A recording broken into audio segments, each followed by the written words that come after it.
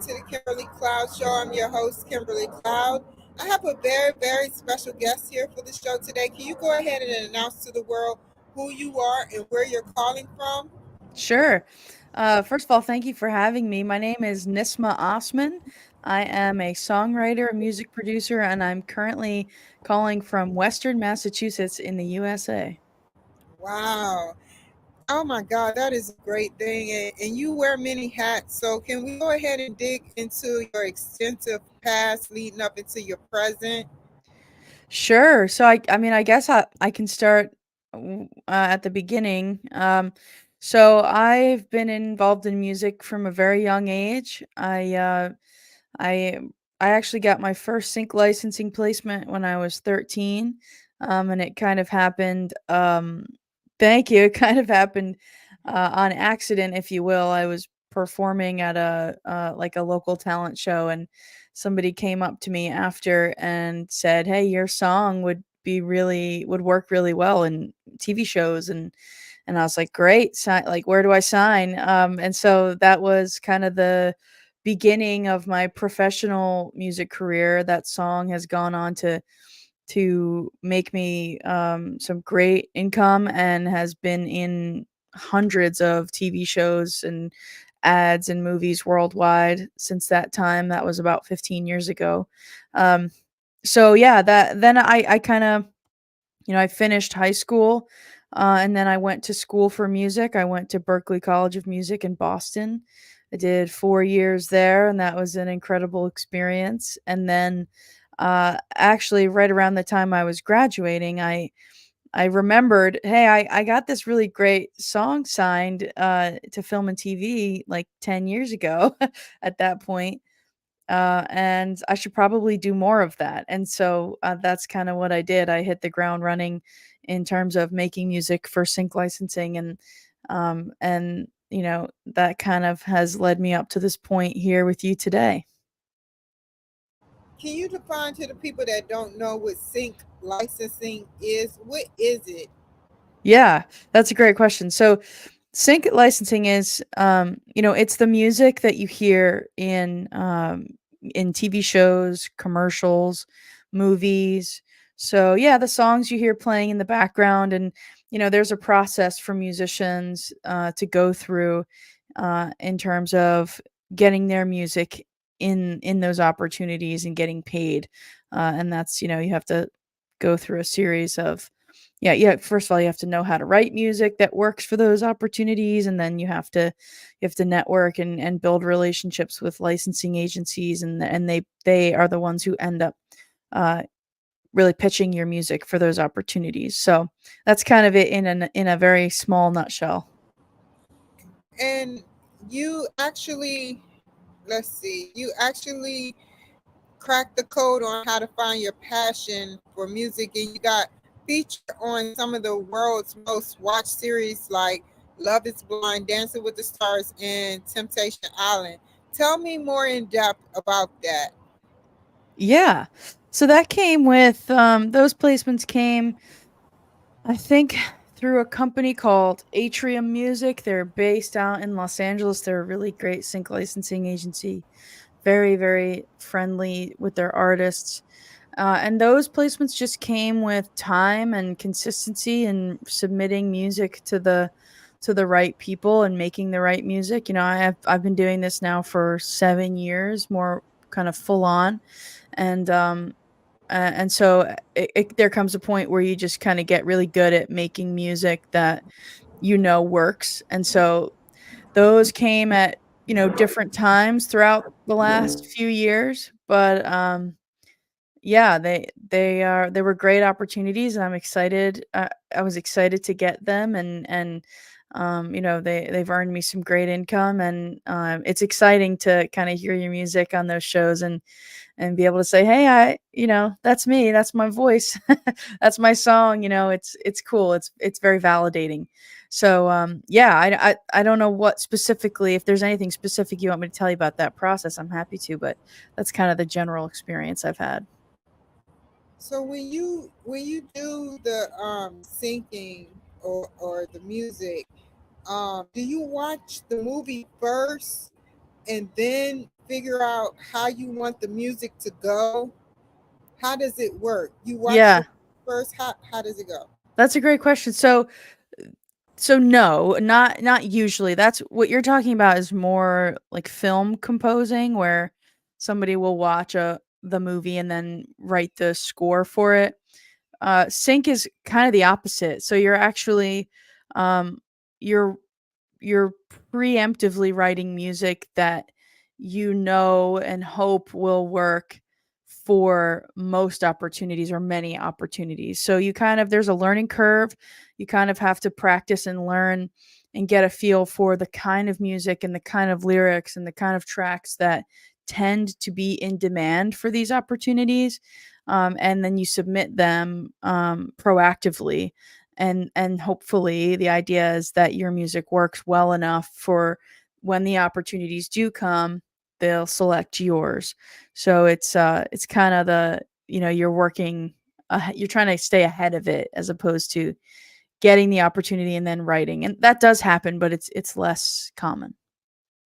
So basically, you write a piece of music and you submit it to different shows that's just coming out, and they see if that music will go with the show versus, you know, like you said with composing music, where you sit up there and you read the script or you read the movie, and then you write the song based on. Right.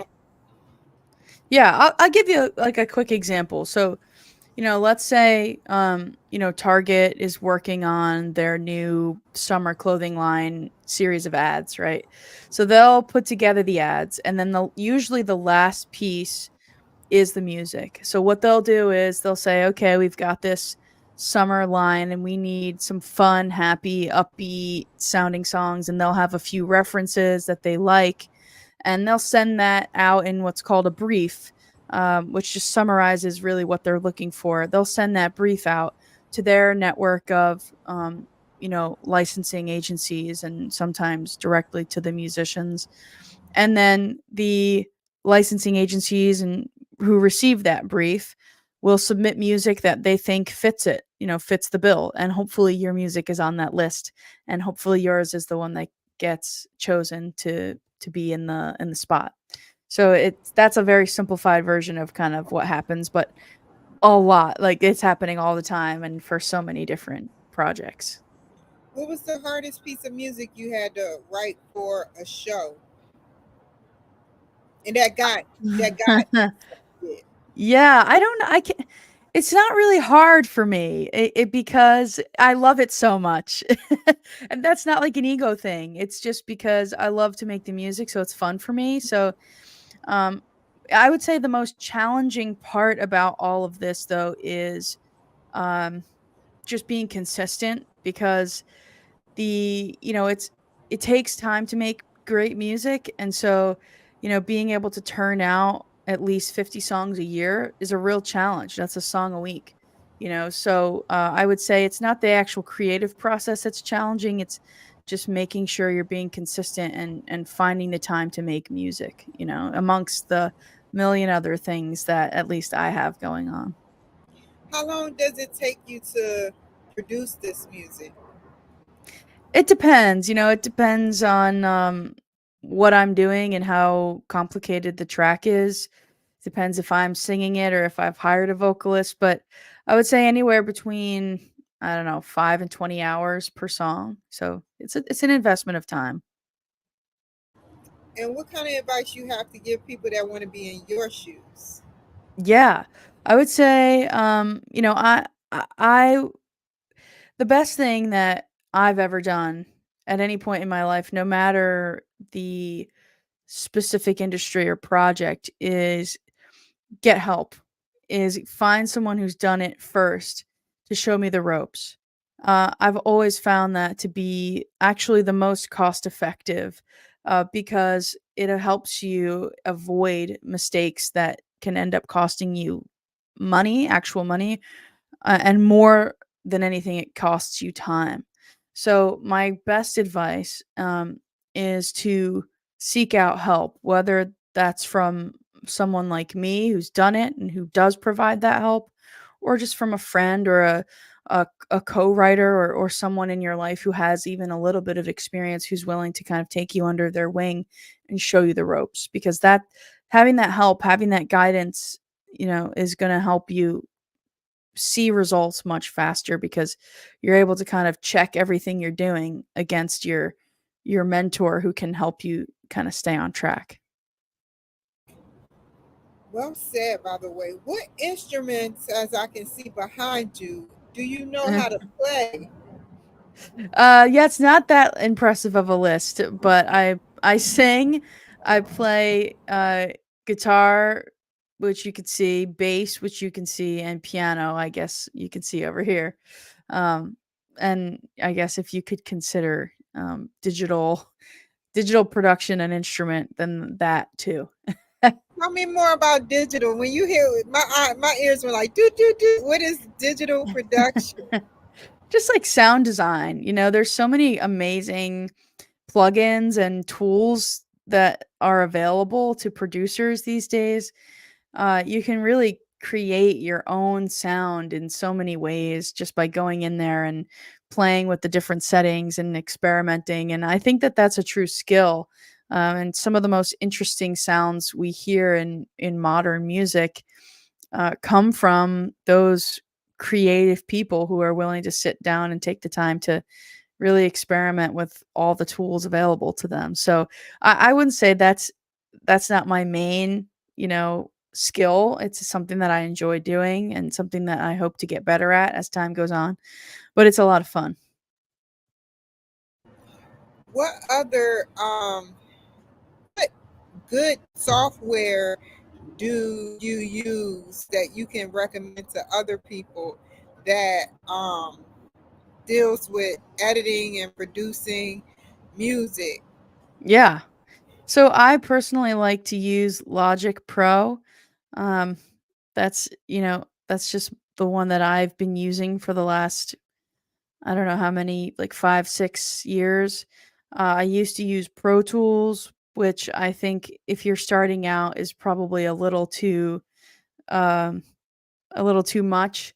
But then there's also free or lower cost options. Like I think Reaper is free.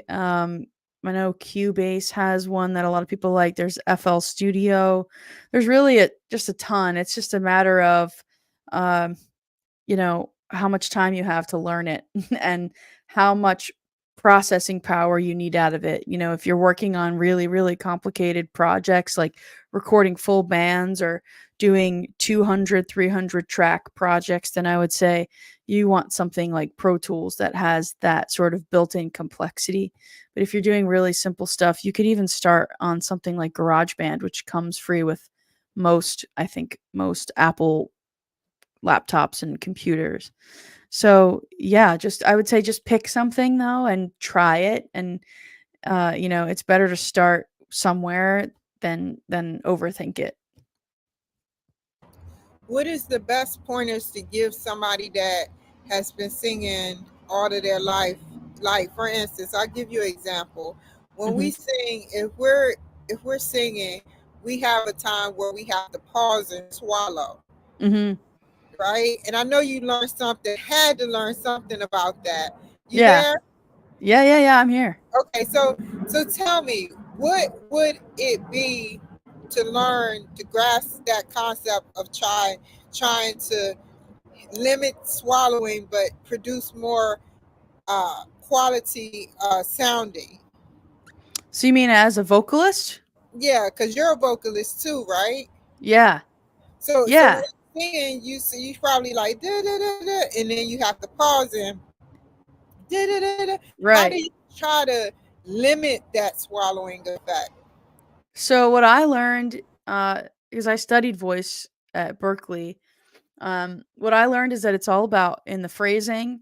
So where you're gonna choose to take breaths. So where it makes sense in the line, in the lines of the actual song, you have to actually make sure that they're logical. Like where you would take a breath if you were speaking a sentence is where you should take a breath when you're singing.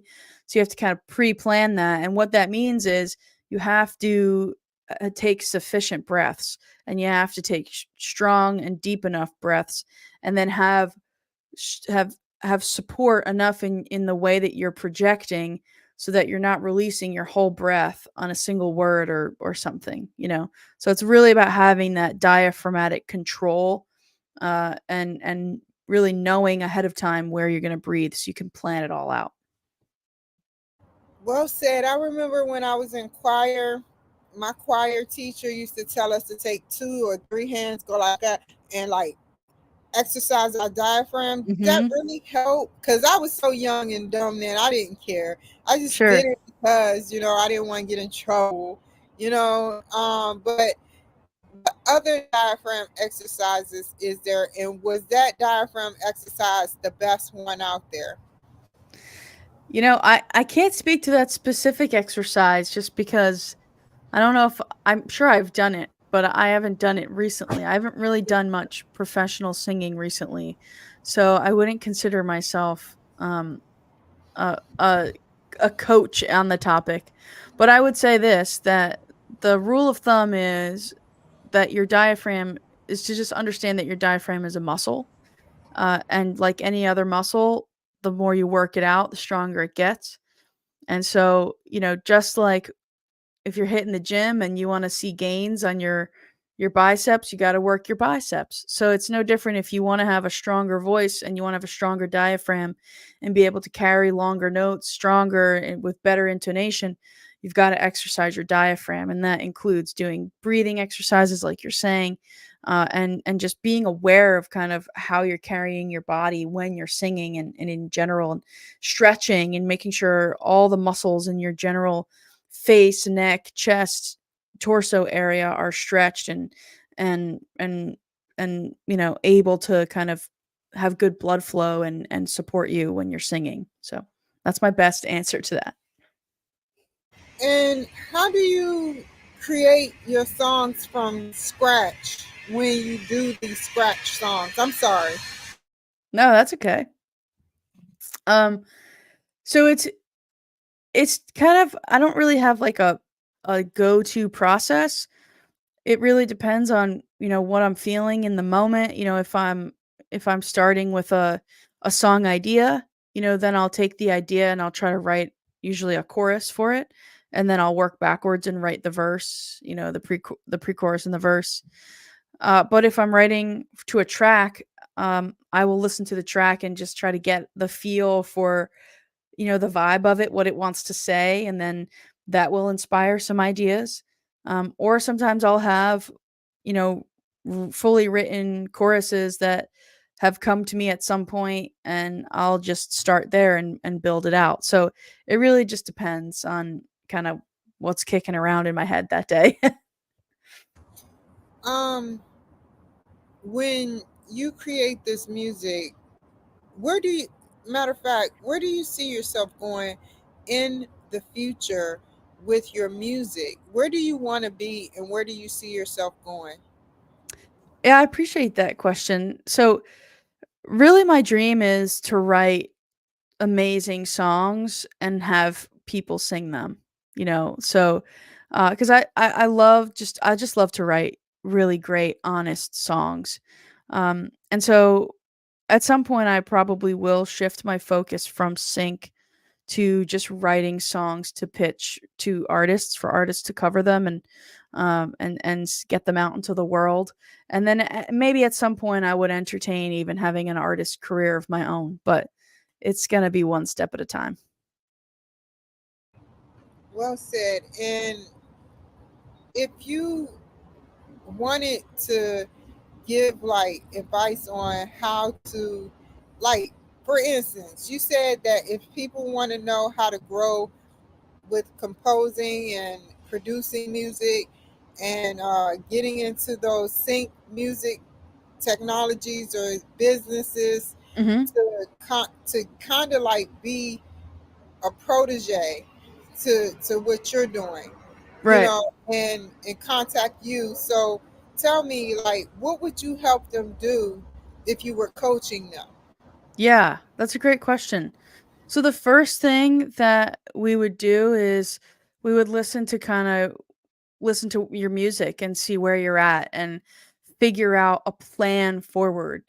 Figure out what are your strengths, what do you have going on for you that you can lean into, and then we would also assess what are some of the skills that you maybe need to start developing, or would it make more sense to outsource them even, just to make some progress faster.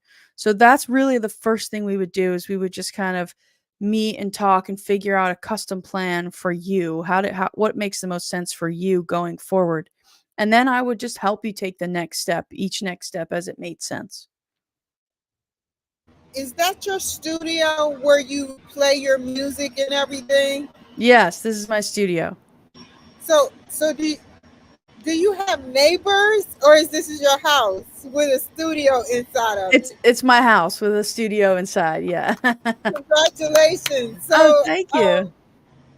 tell me, like, what would be a good place to uh, do music at if you had just an apartment? I was making music out of an apartment for years. There's no reason you can't do that either. It's just a matter of um creating a quiet enough space to get a decent recording, and then just doing it, learning how to do it in that space. So, the great thing about where we're at today, technologically speaking, is that you really don't need access to a fancy environment. Like you can see, my room is not professionally treated. I record all of my vocals on this mic, which is not an expensive mic. So it's just a matter of figuring out what are all the tools and resources that are actually available to you and just maximizing them. So if you're in a small space, let's say you have to make music from your bedroom, which I did not too long ago, trust me. Um, then just figure out, all right, what are the best times of the day that are it's the most quiet. Maybe invest in something like this, which is like, I think I got this for $50. It's just like a sound isolator. Maybe put that in front of you or behind you just to cancel out even more sound around you if you're recording vocals. And then just figure out how to make it work with the tools that you have. It's really, really possible. You don't need anything fancy. You know what I wanted to do? I don't want to make the show about me. The only thing I have to say is I wanted to take 20 songs, famous songs that came out, and actually record my own spin on them, Oh, cool. and just make my own CD or own digital, whatever you call it. I'm not hip to that.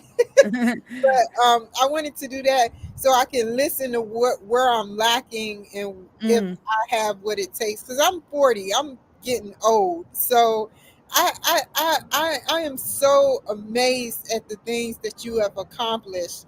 Oh, well, Tell thank me, you. you're welcome. Tell me, what were you thinking when you came out? Like, cause you tell me all the places you've been on that you can remember that are major TV networks. Oh, sure.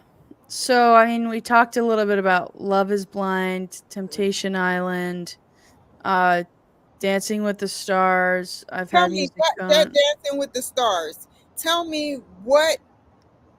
How did it come out? Did they say, like you said, did they come out and say, "Hey, we need some music for Dancing with the Stars"? What what kind of music do you have that could bring more like power to uh the actual video or the show? How did it work? How did you get that Yeah. job description? Right. So it was in the way that I described before, where it was actually that song that I had made when I was 13. Because like I said, that song has gone on to go in so many different shows and and movies and things. So that song is with a licensing agency that just actively pitches it. And it happened to pitch that song for a brief for Dancing with the Stars, and they accepted it. So it was really that simple. And that's one of the things I love about sync licensing is it after a while it can become a really truly passive source of income because it just takes that upfront initial effort of making the song and pitching it and getting it signed, and then it starts to work for you automatically, you know? So it's a really, really great way for artists to generate true passive income because you also get paid royalties, performance royalties every time that it airs. So you get paid when it gets licensed initially, and then you get paid when it airs. So it's a kind of a tangent, but yeah, it's such a great industry. How did you enjoy Berklee, man? Tell me how you enjoyed that. That's a prestigious school, man. Yeah, it was an incredible opportunity. It was amazing. It was very challenging. Not only was it rigorous in terms of the coursework, they make you take like 8 classes a semester. Um, yeah, it's a lot. But I also it was hard in that I had to work while I was there. I had to work 15 hours a week just to pay my rent, and I also had to try to find time to, have a social life and be in college. So it was a real challenge, but I learned a lot. I grew a lot, and it was an experience that ultimately I think shaped who I am today. And how can the people reach you? Yeah. People can reach me right on my website. You can just go to nismahosman.com and you can just scroll over to the contact me, and I'm right on the other side of the email. I'll hit you back right away, and maybe we can schedule some time to chat and see if I can't help you in any way with your music. You are Hawaiian, right? You said aloha. I'm not Hawaiian. I know my You email. said aloha. I said, oh, Yeah. she's Hawaiian. I used to be in Hawaii. Oh my God. No, I know. I'm not, but yeah. It's okay. Stay on the line, okay?